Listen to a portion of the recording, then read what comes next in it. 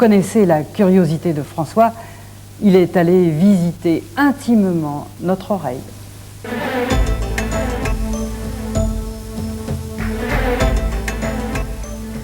J'ai pénétré par l'oreille externe. C'est le cornet acoustique dans lequel s'engouffre l'air qui me porte et qui porte aussi le son. Je bute maintenant sur le tympan.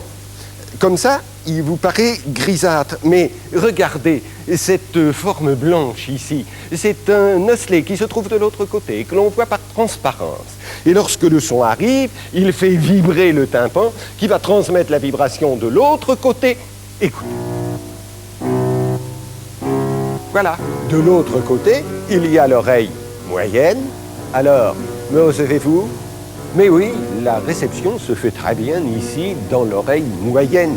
Au centre, vous le voyez, il y a cet assemblage mobile de 3 petits os, le marteau, l'enclume et l'étrier. Ils fonctionnent comme une touche de piano, c'est-à-dire qu'ils transmettent les vibrations reçues ici du tympan vers la paroi externe de l'oreille interne. Cette oreille interne, elle a la forme d'un colimaçon et elle est remplie de liquide. Les sons s'y répercutent plus ou moins haut selon leur fréquence.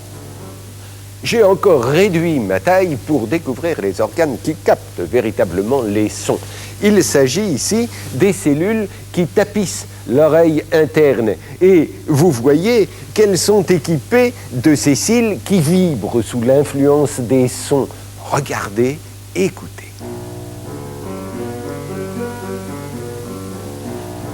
La cellule va transformer ces vibrations en signaux électriques qui sont ensuite transmis au cerveau par les nerfs auditifs. Là, ces signaux seront décodés dans 2 centres spécialisés qui se trouvent dans les lobes latéraux, parce que bien sûr, c'est avec son cerveau que l'on entend.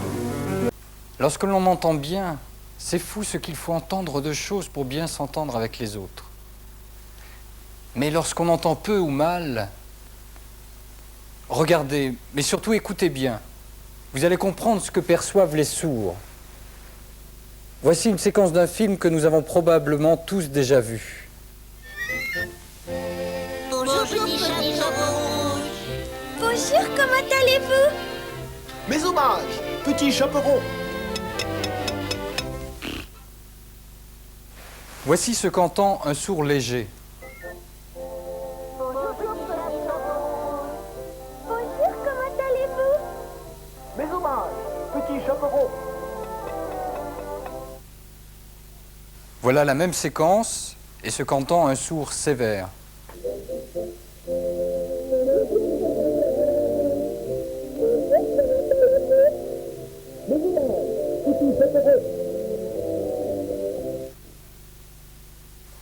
Voici ce que perçoit un sourd profond.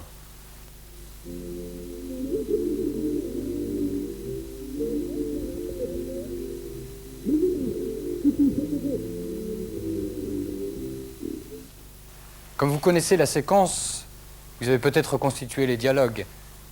Alors voici ce que perçoit un sourd profond quand il n'a comme seule information que la vue.